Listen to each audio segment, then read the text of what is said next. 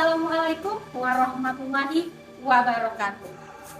Perkenalkan, kami dari mahasiswa Setia Amutai, jurusan Administrasi Publik, semester 3.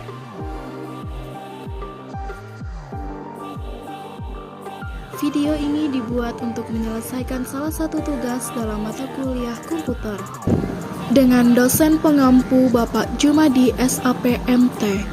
Kami dari kelompok 3 yang terdiri dari 6 anggota yang saling bekerja sama dalam memenuhi tugas mata kuliah komputer dengan judul spesifikasi hardware pada laptop.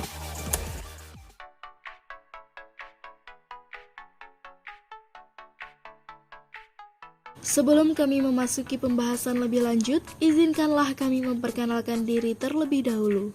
Yang pertama ada Ahmad Rusadi dengan NPM 212308013. Yang kedua ada Ehsan Maulana dengan NPM 212308069. Selanjutnya ada Hasna dengan NPM 212308075. Selanjutnya ada Khairunisa dengan NPM 212308027. Selanjutnya ada Milawati dengan NPM 212308035. Dan yang terakhir ada Muhammad Fahrizal Ansari dengan NPM 212308079. Baiklah, kami dari kelompok 3 akan mempresentasikan materi dengan judul spesifikasi hardware pada laptop. Baik, selanjutnya kami akan membahas mengenai spesifikasi hardware pada laptop. Yang pertama, laptop dan kebutuhannya. Secara garis besar, laptop menurut kebutuhannya dapat dibagi menjadi 4 tipe. Yang pertama, laptop untuk kebutuhan outdoor, di mana laptop yang dibuat untuk aktivitas padat di luar ruangan. Laptop ini mempunyai desain yang tipis dan ringan sehingga mudah dibawa kemanapun. Untuk reformnya, didesain dan memiliki background yang baik dengan daya yang hemat. Yang kedua, laptop untuk kebutuhan gaming. Laptop yang dibuat untuk aktivitas gaming. Laptop ini didesain untuk menghasilkan warna yang maksimal dan memberikan daya yang boros sehingga sudah cocok untuk kebutuhan outdoor yang sibuk. Laptop ini mementingkan GPU di atas hardware yang lainnya. Yang ketiga adalah laptop untuk kebutuhan desainer atau editor. Laptop yang dibuat untuk aktivitas desainer dan editing sama seperti laptop gaming. Laptop ini juga dirancang untuk menghasilkan warna yang kuat dan cepat sehingga ganti gaya yang besar. Laptop tipe ini mementingkan prosesor dan GPU. Yang terakhir adalah laptop untuk kebutuhan pelajar, karyawan, dan rumah tangga. Untuk kebutuhan ini tidak diharuskan mempunyai spesifikasi hardware yang kuat selama hardware tersebut mampu untuk menjalankan software seperti Microsoft Word dan Chrome. Dalam memilih laptop untuk kebutuhan ini, Anda mempertimbangkan atau memprioritaskan harganya atau kenyamanan ketika Anda menggunakannya.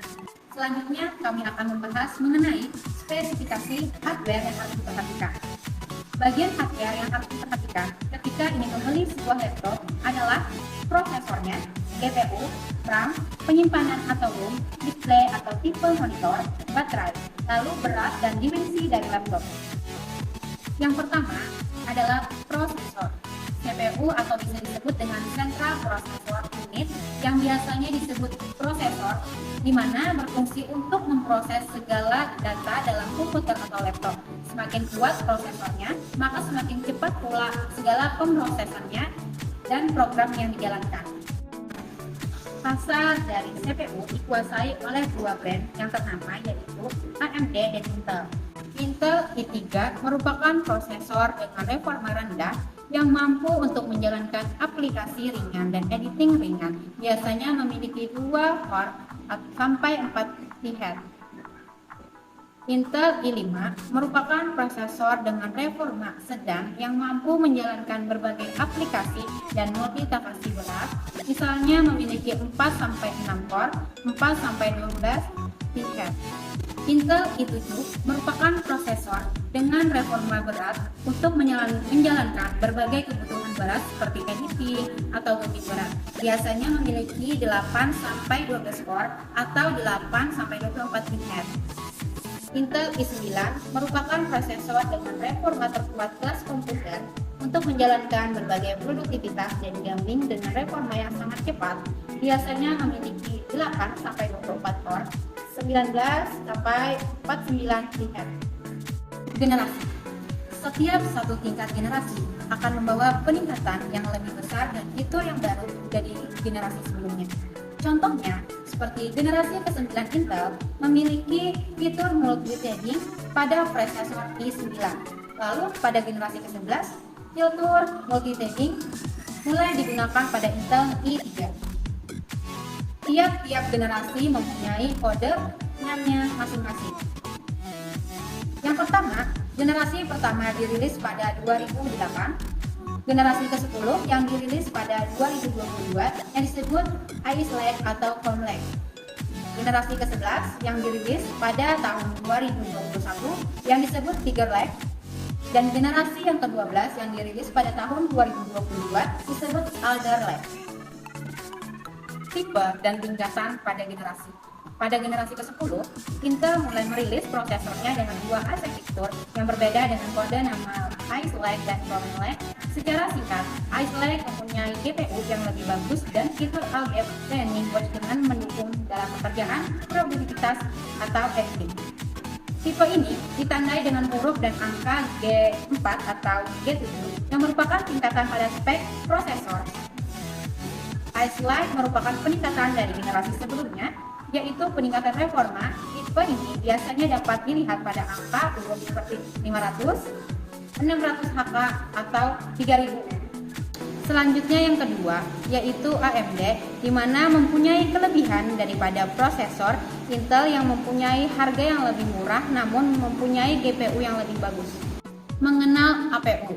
APU adalah prosesor yang sekaligus GPU karena di dalam prosesor terdapat GPU yang tertanam dan terintegrasi di dalamnya yang disebut eGPU. Prosesor APU bisa dilihat dari huruf U, G, dan H pada nama prosesor. U merupakan APU yang dikhususkan untuk hemat daya, dan G merupakan APU yang dikhususkan untuk gaming, dan H juga merupakan APU yang dikhususkan untuk reforma yang tinggi. Kelas prosesor. AMD juga memiliki prosesornya sesuai dengan kelas reforma di antaranya.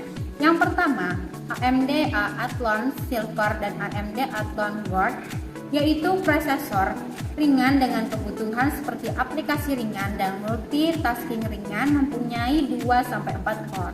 Yang kedua, AMD Ryzen 3 dengan 2-4 core dengan 2-4 GHz. Yang ketiga, AMD Ryzen 5 mempunyai 4-6 core dengan 8-12 GHz. Yang keempat, AMD Ryzen 7 mempunyai 8-12 core dengan 12-24 GHz. Yang kelima, AMD Ryzen 9 mempunyai 12-16 core dengan 24-32 GHz. Generasi AMD Ryzen generasi pertama yaitu 1000 dirilis pada tahun 2017. AMD Ryzen generasi 2000 dirilis pada tahun 2018. AMD Ryzen generasi 3000 dirilis pada tahun 2022. AMD Ryzen 4000 5000 dirilis pada tahun 2021, dan yang terakhir ada AMD Ryzen 6000 sampai 10000 dirilis pada tahun 2022. Selanjutnya, GPU, Graphic Processor Unit atau yang bisa disebut dengan GPU, merupakan hardware yang bertugas memproses segala sesuatu tampilan dan grafis 3 dimensi dan 2 dimensi. Contohnya adalah gambar, video, reference, text, dan visual 3 dimensi. Apa perbedaan antara GPU dengan VGA? VGA, Video Graphic Array, yang memacu pada kabel atau colokan input-output yang berhubungan dengan GPU. Dapat disimpulkan, VGA adalah tempat di mana semua grafis diproses GPU. Mirip dengan motherboard, hanya saja pemrosesan motherboard terjadi di CPU dan pemrosesan VGA terjadi di GPU. Komponen yang terdapat dalam VGA card adalah GPU, kipas, dan VRAM. VRAM atau disebut dengan Video Random Access Memory secara singkat adalah RAM yang difokuskan untuk menyimpan visual yang ditampilkan pada layar. Semakin tinggi resolusi, semakin banyak visual objek yang dimasukkan akan meningkatkan jumlah VRAM. Brand GPU. Yang pertama, Intel. Intel UHD adalah GPU standar Intel yang memorinya tidak didesain untuk kebutuhan berat seperti ini. Yang kedua, Intel Iris Xe merupakan GPU yang lebih bagus dari Intel UHD dari segi performa dan fiturnya. Walau tidak sanggup untuk bermain game berat, GPU ini diklaim untuk menjalankan monitor beresolusi 8K dan mampu membantu tugas HAL dengan fitur DL hostnya. GPU ini pada laptop memiliki prosesor dan tipe seperti Ice Lake. Vega 6-8. Vega merupakan eGPU yang dimiliki oleh AMD. Semakin tinggi Vega dan generasi prosesornya, maka semakin tinggi pula performanya. Contoh Ryzen 3 5300 dengan Vega 6 mempunyai reformasi eGPU yang sedikit lebih tinggi dan lebih efisien dayanya daripada Ryzen 5 3500 dengan Vega 8-nya karena perbedaan generasi. Nvidia MX, GTX, dan RTX. GPU dari brand Nvidia merupakan GPU yang didesain untuk kinerja berat seperti reading atau gaming. Tipe GTX adalah GPU standar yang ditunjukkan pada customer dengan dana dingin. Tipe GTX adalah GPU yang didesain dengan memberikan performa yang lebih baik. Tipe RTX adalah generasi selanjutnya dari segi GTX dengan tambahan fitur ray tracing, di mana GPU akan melacak pantulan cahaya yang dipantulkan ke objek dengan mudah dan seharusnya sudah dilakukan. MX adalah GPU yang dirilis pada tahun 2017 yang ditunjukkan pada laptop atau PC hemat daya. Performa ini diberikan tidak sekaligus dari seri GTX. AMD RX Series merupakan GPU yang dibuat oleh AMD yang didesain dengan performa tinggi. Kelebihan yang dimiliki oleh RX daripada RTX memiliki Nvidia adalah kecepatan scaling yang lebih cepat dan harga yang lebih murah daripada RTX sekitar 10-30%. AMD RX 500 Series yang dirilis pada tahun 2017 dengan tindakan 520-590Hz. AMD RX 600 Series yang dirilis pada tahun 2019 dengan tindakan 610-640. AMD RX 500 Series yang dirilis pada tahun 2017 dengan tingkatan 520-590Hz. AMD RX 600 Series yang dirilis pada tahun 2019 dengan tindakan dari 610-640.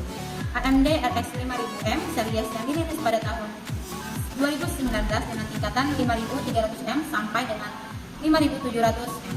AMD RX 6000M Series yang dirilis pada tahun 2021 dengan tingkatan RX 6300M sampai RX 6800M.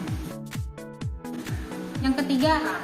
RAM atau bisa disebut dengan Random Access Memory adalah hardware yang berfungsi sebagai penyimpanan pada proses yang dijalankan. Penyimpanan ini bersifat sementara dan akan menghilang ketika program berhenti. Ketika suatu data program yang dijalankan terlalu besar melebihi kapasitas RAM yang tersedia, maka sisa data tersebut akan dipindahkan ke ROM dengan nantinya menyebabkan penurunan performa. Dikarenakan prosesor tidak dapat mengakses data dari program yang dijalankan dengan cepat. Perbedaan antara RAM dan ROM adalah RAM memiliki kapasitas kecil tetapi mempunyai kecepatan dan latensi yang sangat cepat. Sedangkan RAM dengan VRAM adalah RAM menyimpan segala proses data objek, sementara itu VRAM akan menyimpan visualnya. Kapasitas RAM yang dibutuhkan. Jumlah yang diperlukan bervariasi tergantung kebutuhan di antaranya. Untuk kebutuhan aplikasi dan game dengan hanya diperlukan RAM setidaknya 2-4 GB. Untuk kebutuhan aplikasi game berat, minimal RAM yang diperlukan adalah 8 GB. Untuk kebutuhan aplikasi dan game yang sangat berat, RAM yang direkomendasikan adalah 16 GB. RAM dengan ukuran di atas 16 GB akan diperlukan untuk produktivitas ekstrim, contohnya editing gambar dengan resolusi 9K. Tipe ukuran RAM. RAM menurut ukurannya dapat terbagi menjadi dua tipe, yaitu SO-DIMM dan DIMM. DIMM adalah RAM dengan ukuran normal yang biasa pada komputer, sedangkan SO-DIMM adalah RAM dengan ukuran yang lebih kecil dari ukuran normal. Biasanya RAM tipe ini adalah pada laptop. Generasi RAM. DDR1 dibuat pada tahun 1997, memiliki kapasitas 64 MB DDR2 dibuat pada tahun 2003, memiliki kapasitas sekitar 128 sampai 1 GB per keping dan mampu berjalan hingga 800 MHz. DDR3 dibuat pada tahun 2007, memiliki kapasitas hingga 8 GB per keping dan mampu berjalan pada frekuensi hingga 2133 MHz. DDR4 dibuat pada tahun 2014, memiliki kapasitas hingga 1 GB per keping dan mampu berjalan pada frekuensi hingga 3200 MHz. DDR5 dibuat pada tahun 2022, memiliki kapasitas hingga 128 GB per keping dan mampu berjalan pada frekuensi hingga 7200 MHz. DDR6 hanya terdapat pada VRAM dikarenakan pasar saat ini tidak memerlukan RAM DDR6. Sementara itu, VRAM DDR6 diperlukan oleh GPU dan memproses grafis dengan mempunyai data yang sangat besar dan latensi yang harus kurang dari 50 ms. Yang keempat, ROM atau SROM. Secara singkat adalah tempat untuk menyimpan data, di mana tipe SROM ini ada dua, yaitu SSD dan HDD.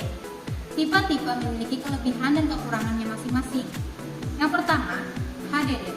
HDD memiliki penyimpanan yang besar dengan harga yang lebih murah dan umur yang lebih awet daripada SSD, namun kecepatan transfernya sangat jauh tertinggal dibandingkan SSD.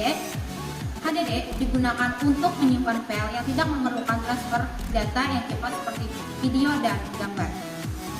Sedangkan SSD memiliki kecepatan transfer 3-5 kali lebih cepat dibandingkan HDD, namun SSD lebih mahal dan mempunyai kapasitas penyimpanan yang lebih sedikit daripada HDD dan harga lebih murah.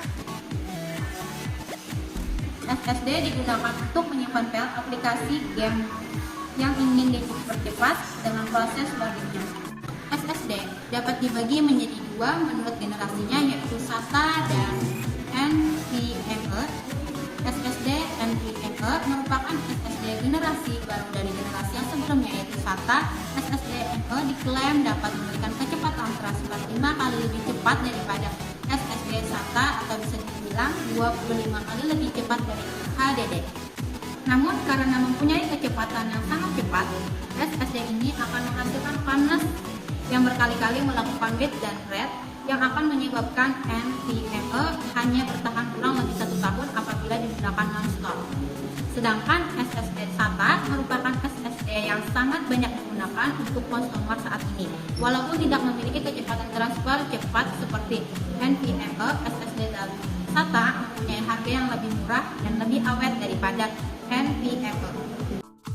Yang kelima, tipe monitor. Refresh rate pada monitor normal adalah 60 Hz, yang artinya dalam satu monitor akan memperbarui layarnya sebanyak 60 kali. Semakin tinggi refresh rate, semakin mudah juga penggunaan daya. Variasi yang sering terjadi pada pasaran adalah 60, 90, 120, dan 144. Kecerahan maksimal. Tingkat kecerahan maksimal dapat dilihat dari angka jenis pada spek monitor. 300 Hz sudah cukup untuk laptop digunakan pada ruangan yang terang. Kecerahan 40 Hz juga cocok untuk yang digunakan pada aktivitas luar ruangan. Resolusi pada laptop kelas ke bawah akan menggunakan resolusi 720p dengan tujuan mengurangi biaya reproduksi pada monitor dan mengurangi beban pada GPU. Laptop kelas menengah biasanya menggunakan monitor resolusi tinggi yaitu 1080p. Laptop kelas atas akan menggunakan monitor dengan resolusi tinggi 1440p. Kedalaman warna. Kedalaman warna 8 bit atau true color merupakan warna standar yang digunakan pada sebagian besar monitor. Secara singkatnya, dalam planet RGB terdapat level warna sebanyak 256,256,256 yang akan memberikan variasi warna sebanyak 16,7 juta warna.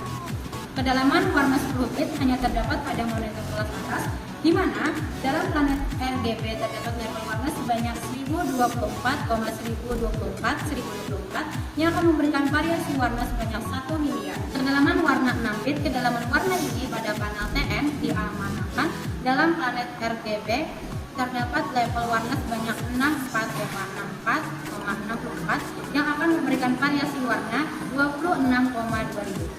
Rasio kontras. Rasio kontras adalah rasio yang perhatian cahaya dan gelap pada monitor. Semakin besar selisih, maka semakin mudah dilihat pada bagian mana yang gelap dan bagian mana yang terang. Rasio kontras dapat dilihat dari angka perbandingannya, misal 1000:1, dapat terlihat bahwa putihnya 1000 kali lebih besar dibandingkan warna gelapnya.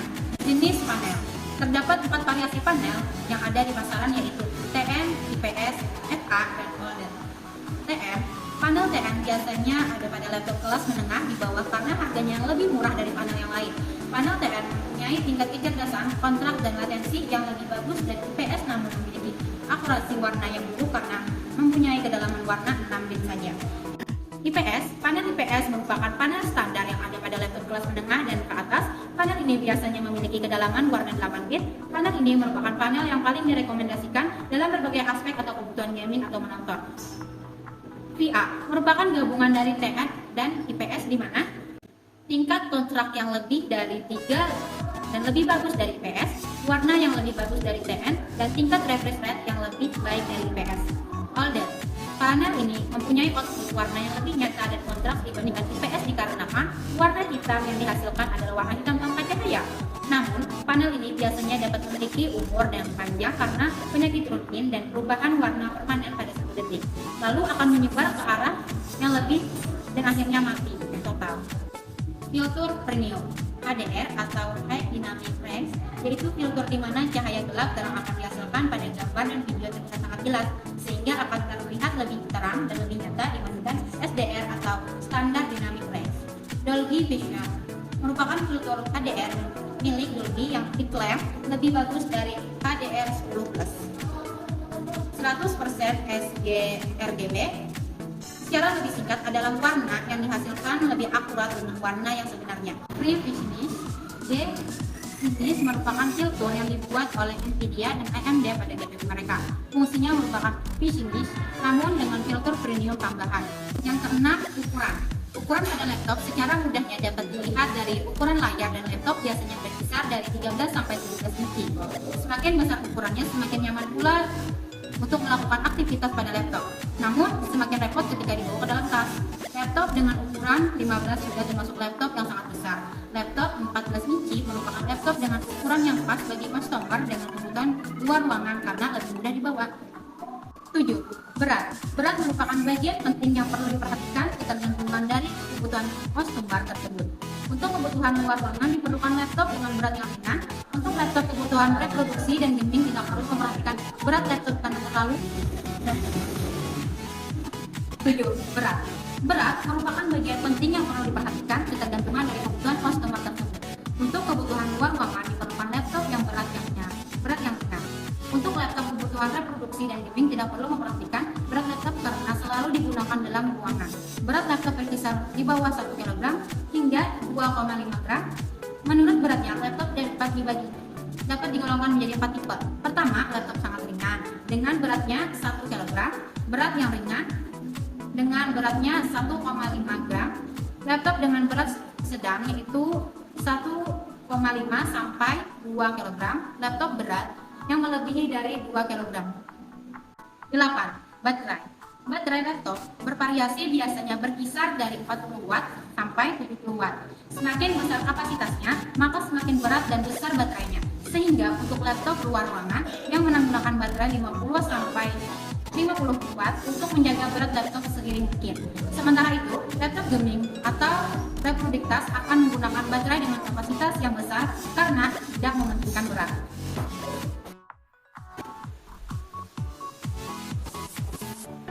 Sekian presentasi dari kelompok kami, kelompok 3. Terima kasih. Wassalamualaikum warahmatullahi wabarakatuh.